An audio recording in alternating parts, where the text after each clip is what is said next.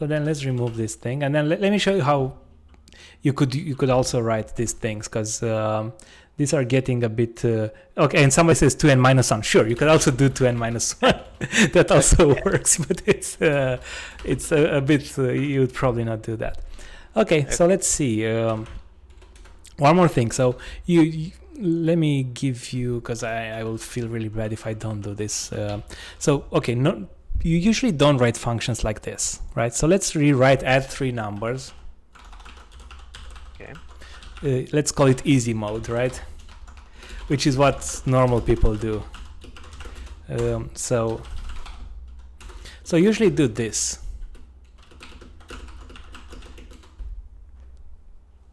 Right? Okay.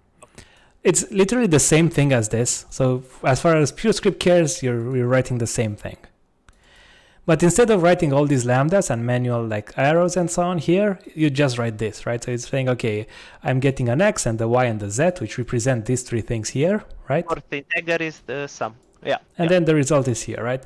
So this is how normal people write functions, not this. But I just wanted to make the transition between lambda calculus and Purescript. And this is, you can do this in Purescript. It's just that this is far more usual, right? Yeah. Both make sense because you explained them to me. Cool. Yeah.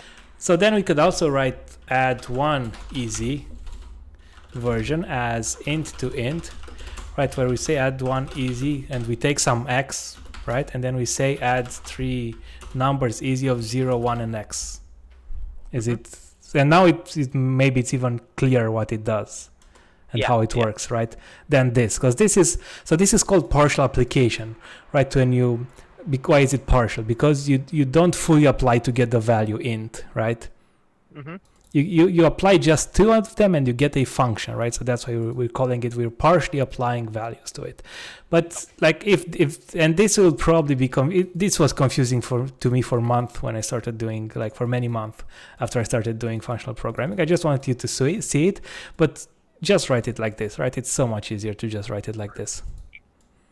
Right, so we will probably stop doing, so this is probably the last time you'll see this sort of syntax in a while, and then maybe even partial application, right? We'll just do things simply like this, right? Yeah. Okay, cool. So let's see what are the things we could do now that are somewhat interesting. What else could we do that's relatively simple? We could write, okay, so let me tell you about a few functions. Okay, so let's try to do a function. Let's call it concatenate, which takes 2 numbers and returns a string. And then what I wanted this thing to do, and I'll write the code for you. Just so what I'm trying to do now is I'm just giving you some code examples of things that you might end up needing later, right? Usual functions, right? Actually, before let's do something else before. I want this, but okay, let's do shout. Right, so shout is a function that if given like the string hello as input, it will give you back hello with an exclamation mark at the end, right?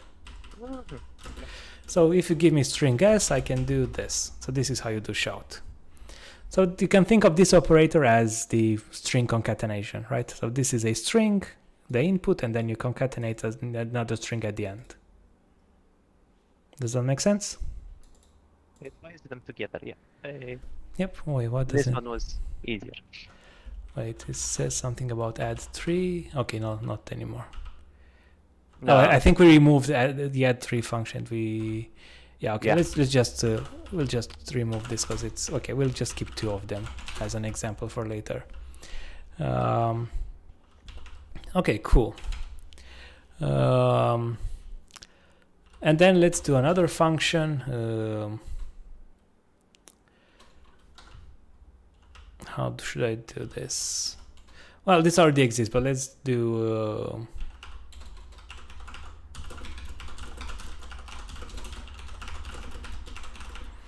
right, so this function basically, if you give it a number like 1, it will give you back the string 1, right? Right, it's just to string, right? Yeah.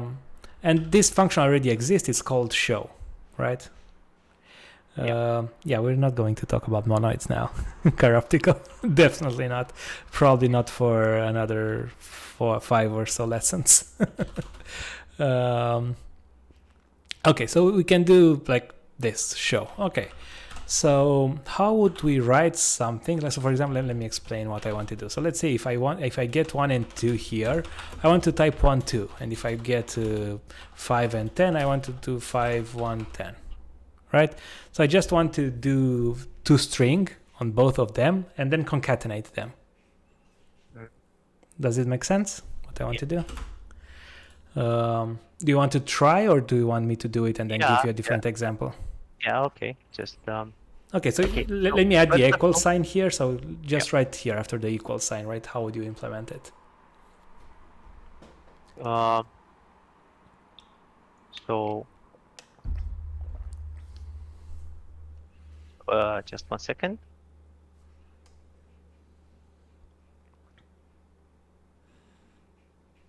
Do I just recall the concatenate?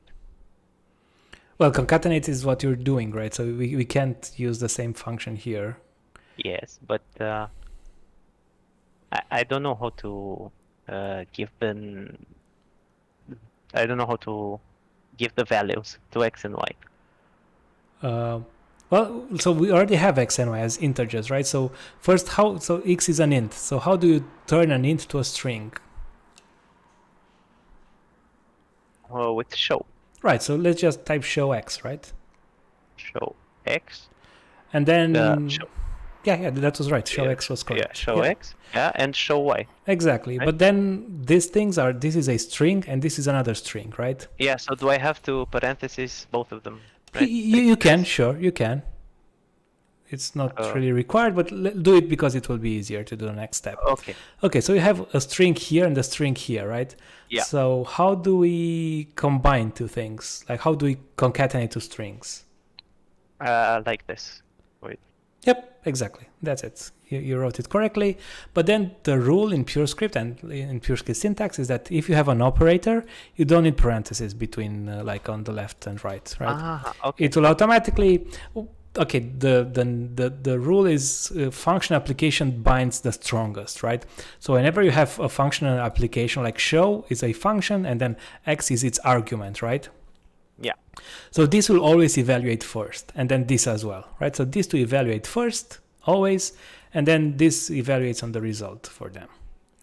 And this is just yet another way to make, like to ask for less parentheses, kind of like the dollar sign we saw, right? And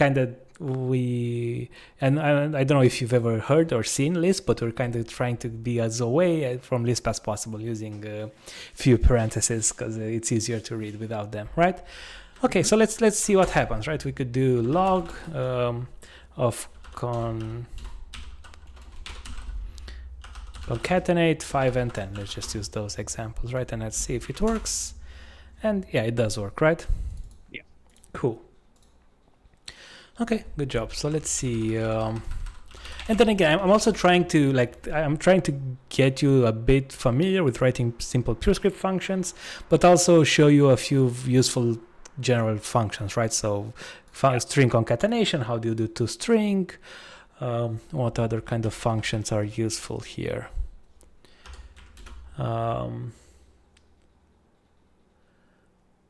Okay, let's play with booleans for a second. So let's say we want to so given two numbers is larger and so if the first one is larger than the second one, then what do we do? Let's just return a string. So let's say if I do 5 and 1, I want to see yes, and if it's 1 5, I want to see no, nope. Right? Yep. Okay. Yeah. Okay, nope. Let's do nope. Thank you. Is large. Okay, so let me write this for you first, because you've never seen this sort of thing, right? So there's like 5 ways to do this in Purescript or something, okay. But I'll just show you the easiest version right now, and then as time goes on, I'll show you other syntax options here. So we could do if x greater than y. We have a then, yes, else, nope. Right, that's all it is. Yeah. So we could do log is larger 5 1 and then do 1 5. Yeah. Right, and then we'll see yes and nope. Yeah. Yeah. Cool. What if they are equal though? Well, what do you think happens if they're equal?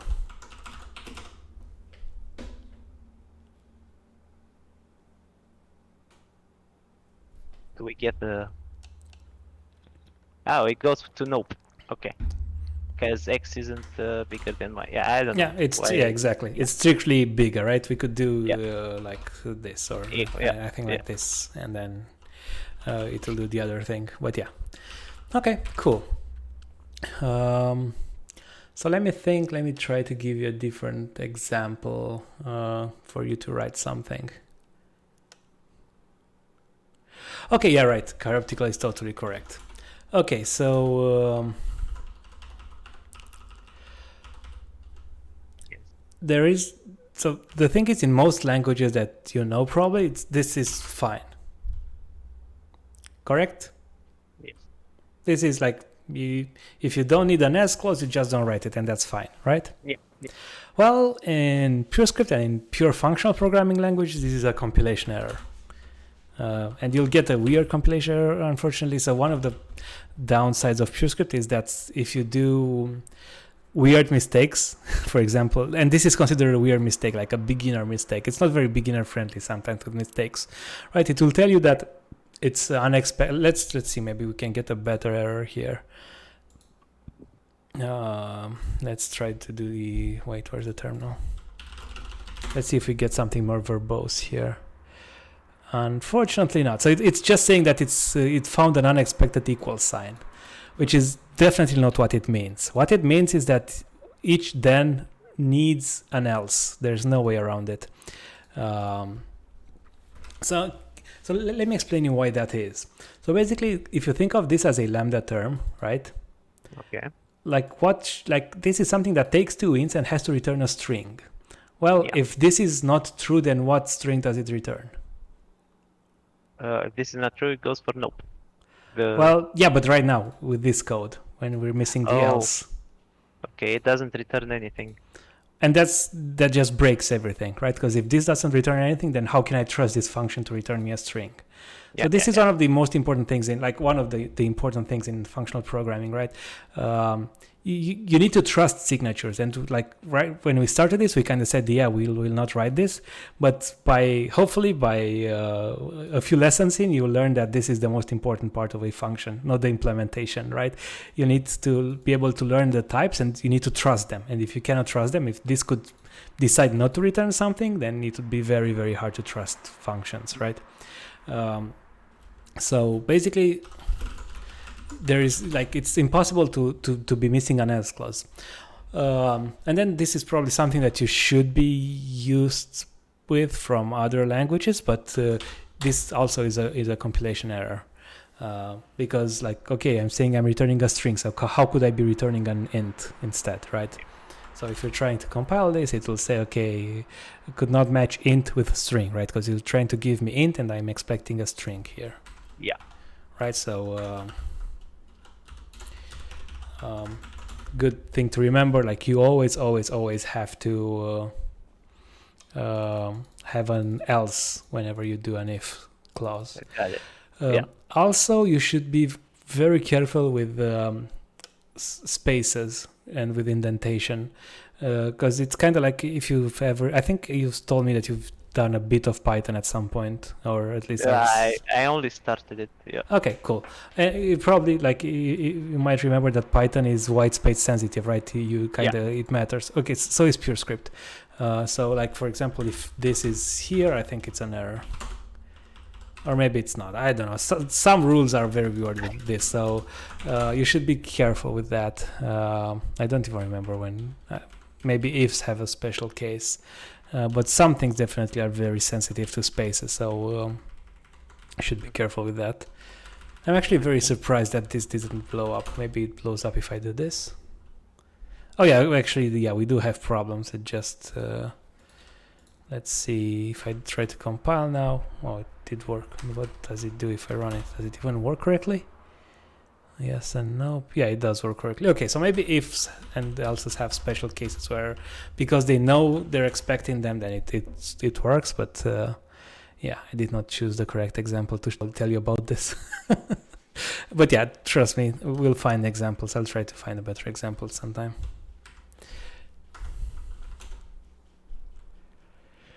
Yeah, I'm not sure I want to do that now. I think I want to do pattern matching when we define our own types as well. But yeah, that's a good point. Okay, so let's see, what other functions can we write here that are fun to do?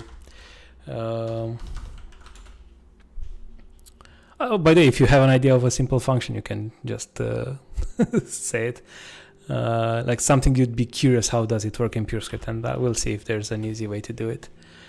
So we're doing comparisons, maybe Boolean operations, right? So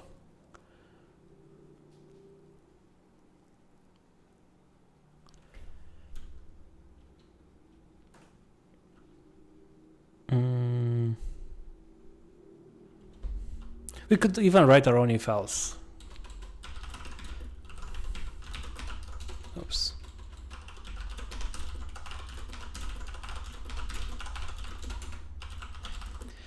So we're kind of trying to write our own if else, right? So let's think about this for a second.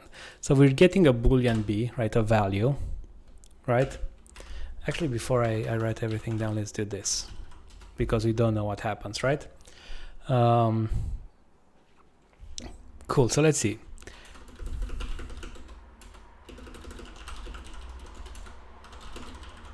Are you following so far? Yeah. Okay, so we're trying to implement our own if-else that works for strings, maybe, right? So I can write this thing, right, so far, right? If Boolean, if b, right? This is a Boolean, so I can do if b, right? Because b is either true or false. Yeah. So then I want to return something if it's true and something else if it's false, right? So I need to tag them as values, right? So I'll have a like if true and if false, right? Okay. Does this make sense?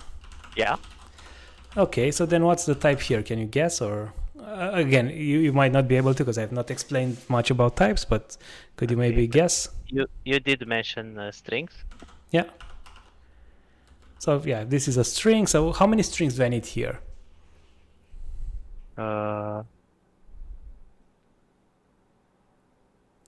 Three? No, two. Yeah. Two, right? Or So okay, this is what the first string is. What is if true, right?